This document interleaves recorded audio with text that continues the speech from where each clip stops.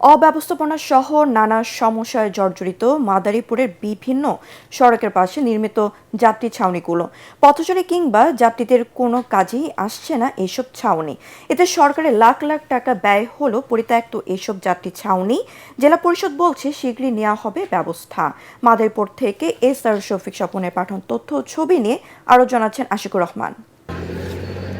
মাদারীপুর জেলার গুরুত্বপূর্ণ সড়কের পাশে থাকা যাত্রী ছাউনিগুলোতে নেই টয়লেট, ফ্যান ও রাতে আলোর ব্যবস্থা। দুপাশে ও সামনে গড়ে উঠেছে অসংখ্য ভাসমান দোকান। তবে জেলা পরিষদের তদারকির অভাবে এসব যাত্রী ছাউনি জরাজীর্ণ ও ব্যবহারের অনুপযোগী ও বেদখল অবস্থায় রয়েছে। তাই যাত্রী ছাউনি থাকা সত্ত্বেও বাধ্য হয়ে ঝুঁকি নিয়ে সড়কের পাশে অবস্থান করতে হয় যাত্রীদের। ব্যবহার হচ্ছে, এলাকার লোকজন আসতেছে, বসতেছে, দাঁড়াইতেছে, বৃষ্টি নামলে এখানে এসে দাঁড়ায়। এটা পরিষ্কার পরিচ্ছন্ন থাকলে মানুষ এখানে বসে, দাঁড়ায়। আস্তে আস্তে সমস্ত কিছু ভাঙা যাইতেছে।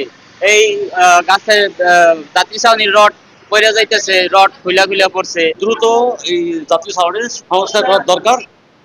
রাত্রেবেলা অন্ধকার থাকে, ময়লা আবর্জনা থাকে। যাত্রী ছাউনিগুলো দ্রুত সংস্কারের উদ্যোগ নেওয়া হবে বলে জানিয়েছেন এই কর্মকর্তা। আমাদের জেলা পরিষদের আওতায় প্রায় 6টি যাত্রী ছাউনি আছে, তার মধ্যে সদরে আছে 3টি। আমরা 3টির মধ্যে একটি অধিগ্রহণভুক্ত হওয়ায় এটি কার্যকর নেই। বাকি 2টি ইতিমধ্যে আমরা উদ্যোগ নিয়েছি যেন এটি যাত্রীদের কাজে ব্যবহৃত হয়। এবং বাকি যেগুলা আছে এগুলো সংস্কার কাজ করে যাত্রীদের উপকারে যাতে কাজে লাগানো যায় সেই উদ্যোগ ইতিমধ্যে প্রশাসক মহোদয় গ্রহণ করেছেন। মাদারীপুর জেলার 5টি উপজেলায় জেলা পরিষদের আওতায় 6টি যাত্রী ছাউনি রয়েছে। এসব যাত্রী ছাউনিগুলো সংস্কার করে ব্যবহারের উপযোগী করে তোলা হবে, এমনটাই প্রত্যাশা জেলাবাসীর।